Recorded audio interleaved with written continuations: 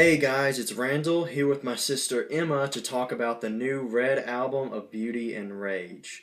Now, I did plan on having my older sister Miranda here, but she's been really busy recently, so she just couldn't be on here. But instead, I got my little sister Emma, and she's a super big Red fan, and she went bonkers over the new Red album. Basically. So, yeah, instead of having Miranda here, I've got Emma here, and we're going to talk about the new Red album. So my initial thoughts on the album are, I just really love it. I think it's Red's absolute best album. It's their heaviest album by far. It's their darkest album. I really thought that Release the Panic was a misstep, and I'm sure you would agree with me. Oh yeah, definitely. It was a misstep, and I felt like they realized that, and now they're just giving the fans what they want. Like, especially those violin tracks where it's just all violin.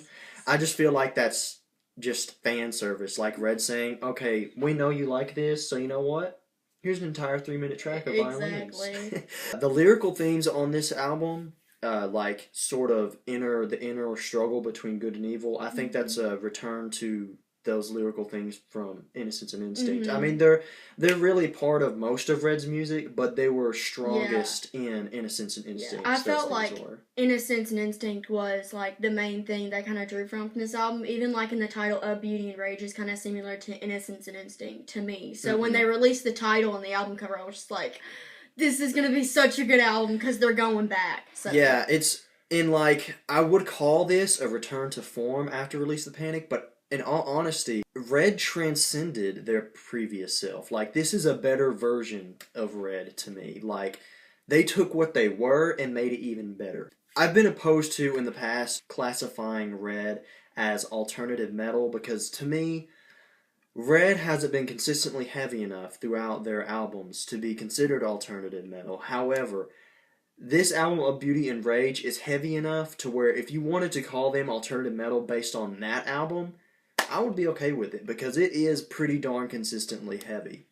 Yeah, and I just love how the songs, you have like the violin, almost every single one of their songs, it's like really slow, kind of, I guess you can describe it, in the very beginning, and then all of a sudden it just explodes, and that's just like how I describe it, but that's just one thing that I just love about Red. Is that in every song, or is that in I mean, it's not in song? every song, but most of their songs, it's just like how they kind of have like a little intro, and then it kind of builds up, and then it builds up, and then just boom. To me, that's how it is anyways. But yeah, and it's a dang long Red album. I think it's the longest Red album we've ever had, right? Yeah, it was 15 tracks. 15 tracks. It lasts an hour, doesn't it?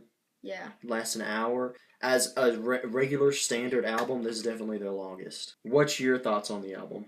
I just want to say that I love Michael Barnes' voice because, I mean, like, the instruments are just like, I mean, even the lyrics, you know how the lyrics are just, like, so gripping, and it's just so deep if you think about it in that way, if you're a deep thinker, you know, and the lyrics are just so intense, and then Michael Barnes, he has that kind of voice where it's just like, I don't know, you can just kind of feel it, you know, when he's screaming, when he's singing, whatever he's doing, you can just kind of feel it, and then the instruments just, like, add to it. Yeah, Michael Barnes, he does some really unique stuff with his voice in this album that I haven't really heard before in a Red song or a Red album before. The song Shadow and Soul at the ends there, when it's just pretty much sort of a cappella, that was pretty unique to a Red song. That part of the song. The song Of These Chains, where it's just him singing with pianos and violins, that was very unique.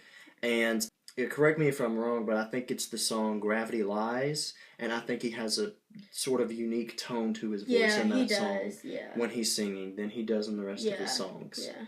And I also thought it was unique in this album. They opened it, closed it with an instrumental. And, I mean, usually when this happens, the closing instrumental is just, you know, about as long as the opening instrumental, which is, you know, about a minute or so. But it was actually a full-length song, like 3 or 4 minutes long. Yeah. So, and like I said, I just felt like that was a bunch of fan service. Red saying, here you go. I know you're going to like this. Enjoy. It's like they did it on purpose. Like, we know they're going to go crazy over this, so we're just going to go, you know, just give it all to them at once, and they're just all going to die. Because it's going to be so awesome. I mean, we're still alive, but you die inside.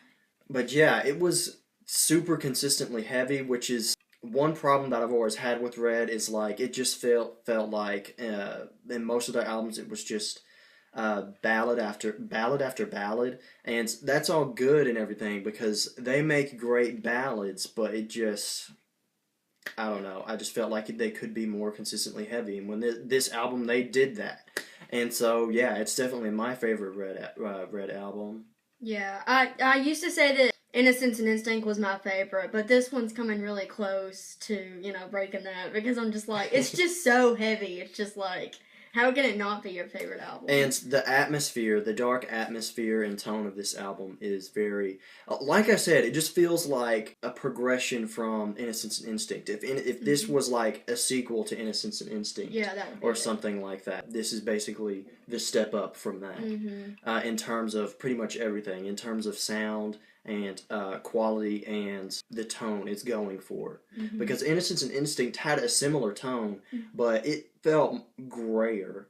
Yeah. This album feels pretty black. Yeah. In terms of like the tone and the mood it sets. Yeah. So overall, what would you give this album out of 10? 10,000. But okay. To be, whatever, a 10. I would say I'd give it a 9 out of 10. The only reason I wouldn't give it a 10 out of 10 is because I felt like they said the album title too much. Yeah. Like, it doesn't have a title track, but they say Of Beauty and Rage or Beauty and Rage, like 3 times. Maybe. Yeah, like in 3 songs. They say I know it's it in the Ever. It's in Darkest Part. And it's in another song too, but it's in like 3 songs. I'm like, we get it. We're listening to the album of Beauty and Rage. You don't have to tell us 3 times. So I guess that would be the only thing holding it back from getting 10 out of 10. There might be 1 or 2 other minuscule things, but honestly, the best Red album. So pretty much that's our thoughts on this album. If you've never listened to Red before, or if you just haven't listened to this album, you have to listen to it because it'll knock your socks off. Yeah, definitely check this album out if you have not yet. If you're a fan of hard rock, alternative metal, or if you're a fan of Red and you haven't checked this album out yet, definitely go out and buy it. Yeah, that's our thoughts on this album. Be sure to leave a comment telling us what you thought of the album. And until next time, you guys can just keep it metal.